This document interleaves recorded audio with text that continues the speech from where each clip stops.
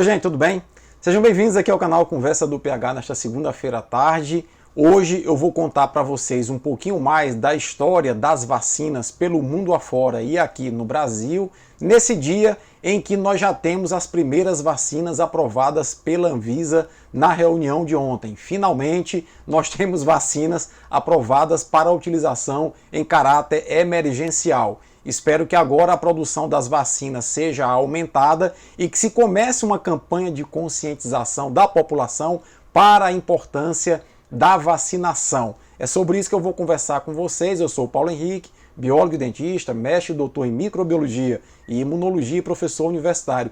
E você que está passando aqui pelo canal, eu te convido a se inscrever no nosso canal. Gostaria também de agradecer aqui aos quase 9.000 inscritos no nosso canal. Pois é, gente, as vacinas elas ganharam conotação mais científica a partir dos estudos de um médico inglês da cidade de Berkeley chamado Edward Jenner.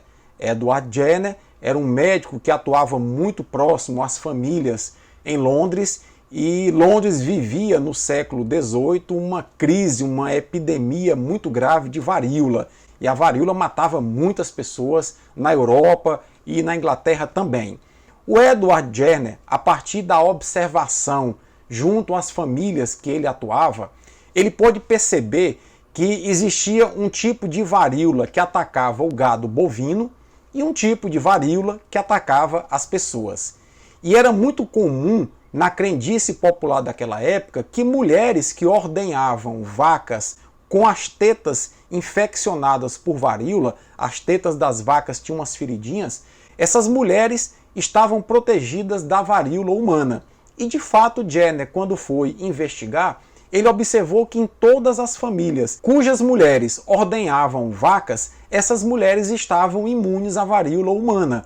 Elas não desenvolviam sintomas da varíola humana. E ele começou a observar isso de maneira repetida. Foi então que Jenner, a partir dessa constatação, teve a ideia de pegar secreções de tetas de vacas com varíola e colocar em cima de arranhões feitos no braço de um menino de apenas 8 anos chamado James Phipps. A partir daí ele começou a observar o menino e o menino teve um pouco de febre, desenvolveu algumas pústulas, algumas feridas, mas não passou disso. Rapidamente a febre desapareceu alguns dias depois e as feridas também desapareceram. Bom, o Jenner então fez novos arranhões algumas semanas depois no braço do James e colocou agora secreções de ferimentos de varíolas de seres humanos em cima desses arranhões. E o menino não adoeceu de varíola. Ele começou a repetir isso em outras crianças e começou a observar que essas crianças estavam protegidas da varíola humana. Como esse método nasceu a partir de secreções de vacas, Jenner deu nome a esse método de vacinação. Vacina vem de vactinha, do latim, que reporta a vaca. Bom, esse método então começou a ser amplamente utilizado por Jenner e seus seguidores, e 2 anos depois ele apresentou os seus trabalhos na Sociedade Britânica de Ciência, tendo sido reconhecido esse método. Embora tenha sido reconhecido pela Real Sociedade Britânica de Ciência, o método de Jenner gerou muita contestação, e muitos colegas de Jenner, médicos inclusive, chamavam ele de charlatão. Alguns anos depois, Londres se livrou da varíola e em 1980 a Organização Mundial da Saúde decretou a erradicação mundial da varíola. A varíola é uma das únicas doenças que foi simplesmente varrida do planeta pelo método da vacinação criado por Jenner, que é considerado o pai da imunologia. Pois bem, e o Brasil tem o seu Edward Jenner, é um baiano que se autodenominava cearense porque veio morar muito cedo em Fortaleza, chamado Rodolfo Teófilo. Farmacêutico, Dr. Rodolfo, desenvolveu uma técnica parecida com a técnica de Jenner, porque o Ceará no século XIX viveu um grande drama com a seca e a população de Fortaleza cresceu rapidamente devido à migração de sertanejos do interior do Ceará para a capital cearense. Isso fez com que aparecessem bolsões de pobreza nos arredores de Fortaleza e a varíola começou a se disseminar com força total em Fortaleza. Bom, o Dr. Rodolfo estava de férias na Bahia quando soube do novo surto de varíola em Fortaleza, foi para a escola baiana aprender como se produzia vacina contra varíola baseado no método aperfeiçoado de Edward Jenner. Voltou para Fortaleza e lá em Fortaleza começou a vacinar as pessoas da periferia, começou a divulgar o seu método e começou a vacinar as pessoas gratuitamente. E aí eu não vou entrar em detalhes dessa história porque existe um vídeo que foi produzido pelo grupo Seara da Ciência da Universidade Federal do Ceará que conta essa brilhante história, essa história de dedicação à ciência e dedicação aos mais vulneráveis do Dr. Rodolfo Teófilo. Eu deixei todos os créditos aí e vamos torcer que o YouTube não tire o vídeo do ar em função dos direitos autorais. Eu até tentei fazer contato com o grupo Seara da Ciência, mas o canal do YouTube deles não tem um e-mail para contato para pedir a autorização para rodar o vídeo. Mas eu estou desmonetizando esse vídeo para não gerar nenhum tipo de receita e nenhum tipo de problema com direitos autorais, porque eu acho que o conteúdo desse vídeo contando de uma maneira muito rápida a breve história do Dr. Rodolfo Teófilo deve ser propagado e disseminado, porque nós vamos começar hoje um processo de vacinação contra a Covid-19 no Brasil e há muitas pessoas que tentam desacreditar ainda hoje, em pleno século XXI, o método da vacinação. Com vocês, a história do Dr. Rodolfo Teófilo, contado pelo grupo Seara da Ciência da Universidade Federal do Ceará. Vale a pena assistir até o fim.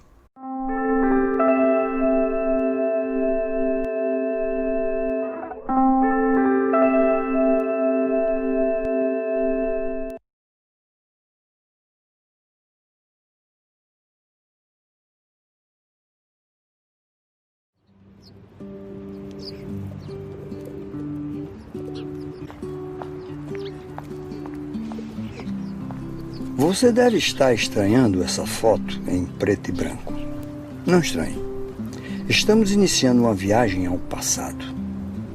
Voltaremos para um tempo em que farmácia era escrito com PH, que nem essa aqui na famosa Praça do Ferreira.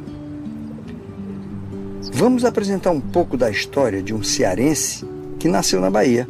Isso mesmo. Ele dizia que era cearense porque queria. Seu nome era Rodolfo Teófilo. Rodolfo formou-se farmacêutico em 1875 e sua farmácia ficava aqui, perto, no começo dessa rua, a Rua da Palma, conhecida atualmente como Major Facundo. Rodolfo foi professor de Ciências Naturais no Liceu do Ceará e podemos dizer que era um intelectual, pois além de escritor, foi membro e um dos presidentes da Padaria Espiritual, uma agremiação literária que existiu em Fortaleza entre o final do século XIX e o começo do século XX. A Padaria Espiritual publicava um jornal chamado O Pão. Cada um dos membros dessa sociedade era chamado de padeiro e tinham alcunhas jocosas. Rodolfo, por exemplo, era o Marcos Serrano. Ele escreveu 28 livros, alguns sobre ciências, mas seu tema preferido era a seca no Nordeste e seu povo pobre, que nesses períodos eram mais conhecidos por flagelados. Ele começou a publicar seus livros pouco tempo depois de se formar, quando estabeleceu sua farmácia em Fortaleza aos 24 anos de idade. A farmácia foi inaugurada em 1877, o primeiro de um período de 3 anos trágicos para a saúde pública cearense. Fortaleza, nessa época, tinha uma população de mais ou menos 42 mil almas, como se dizia antigamente. Destes, cerca de 2 mil eram escravos. Isso mesmo, o Brasil do imperador Dom Pedro II ainda tinha escravos. Rodolfo e sua esposa, Dona Raimundinha Cabral, eram abolicionistas e participaram da campanha para a libertação dos escravos, ao lado do Dragão do Mar e tantos outros. A seca que se estabeleceu no Ceará em 1877 foi uma das piores já conhecidas.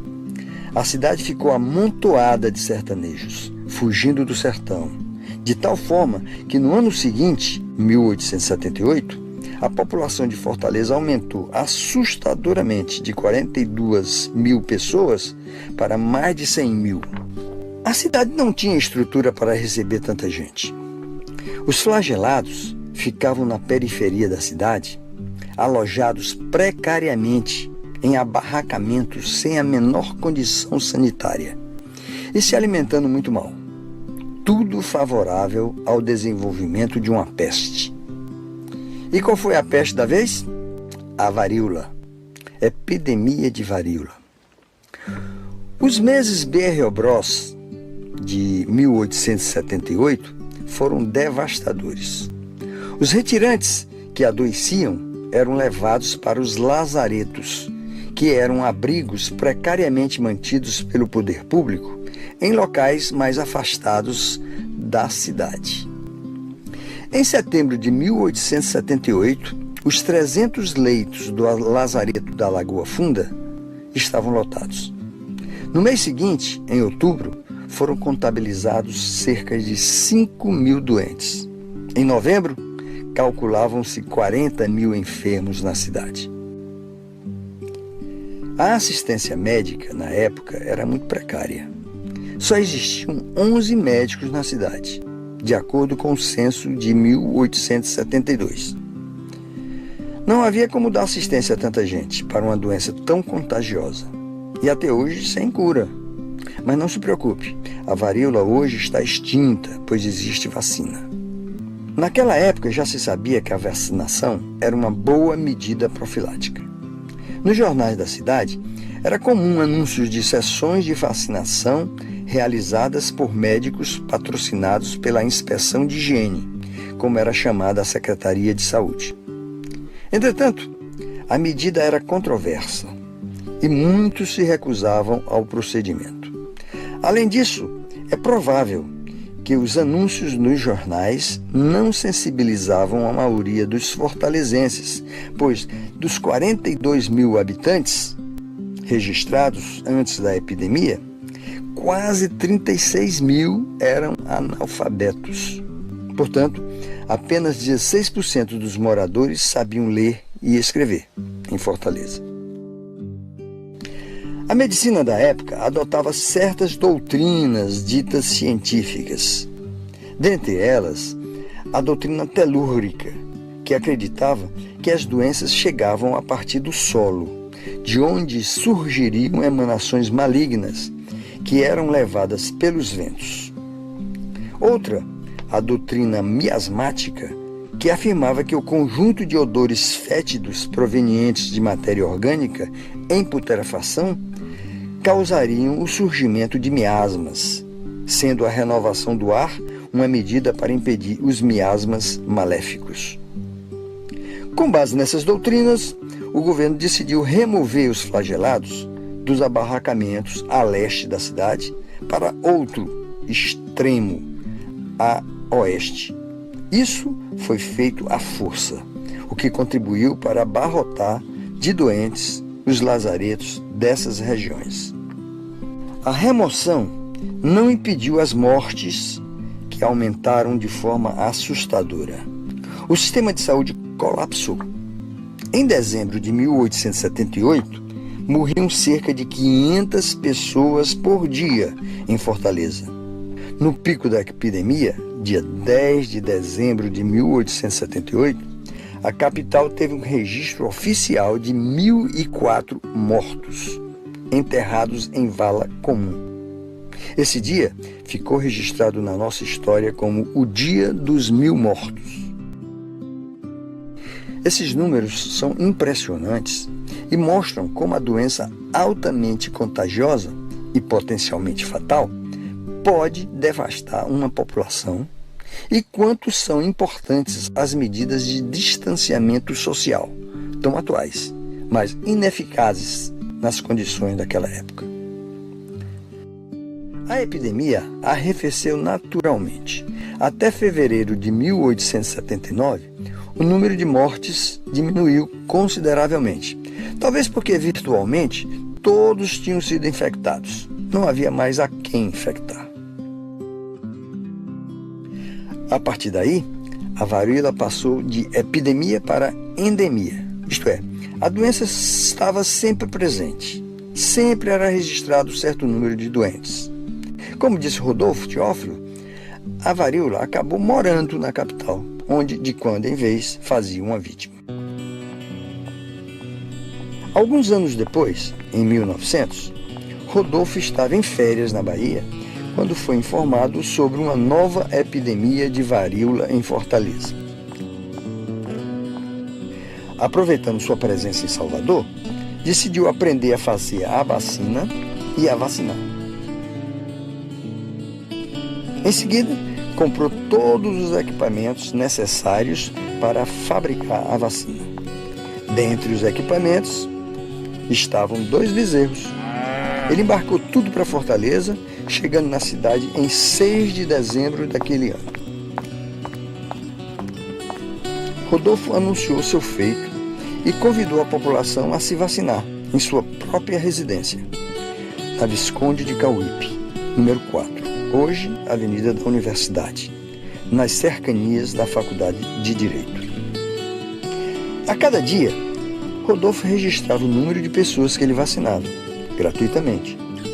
Ele fazia esse trabalho sem nenhuma ajuda do governo. Ao final de 1901, o primeiro ano de vacinação, ele vacinou 3.585 pessoas. Entretanto, a população da periferia não atendia seu chamado. Em agosto, Rodolfo comprou um cavalo e diariamente cavalgava até os subúrbios para vacinar as pessoas. Encontrou muita resistência. Mães pegavam filhos pequenos ao colo, crianças corriam de medo, aos gritos, escondiam-se nas matas. Corria entre eles a ideia de que a vacina era uma desculpa que o governo inventara para acabar com os pobres e que Rodolfo era a própria peste disfarçada de gente. Mas Rodolfo não desistiu. Para convencer aquela gente, usava 3 métodos. Primeiro, contava histórias do Santo Jenner. Na verdade, ele falava do inglês inventor da vacina, que em sua história aconselhava a todos aceitarem a vacina. Um segundo método era ameaçar os renitentes com prisão e multas pesadas, que na verdade ele nem poderia aplicar, pois não era agente do governo. Às vezes funcionava, às vezes não. Aí entrava o terceiro método. Pagava para vacinar. Tudo por sua conta. O governo do oligarca Antônio Pinto Nogueira Accioli passou a persegui-lo, acusando-o de desmoralizar as autoridades. Assim perdeu sua cátedra no liceu, foi acusado de charlatão, tendo seu estabelecimento farmacêutico boicotado. O próprio Rodolfo atestou que a varíola estava extinta em Fortaleza. Ele quase não encontrava pessoas doentes nas casas que continuava a visitar pela periferia.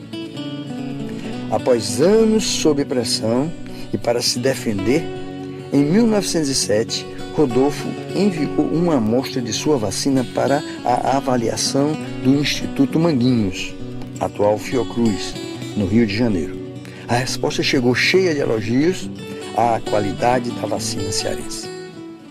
Rodolfo Teófilo continuou a vacinar, sem descanso, até próximo de seu falecimento em 1932.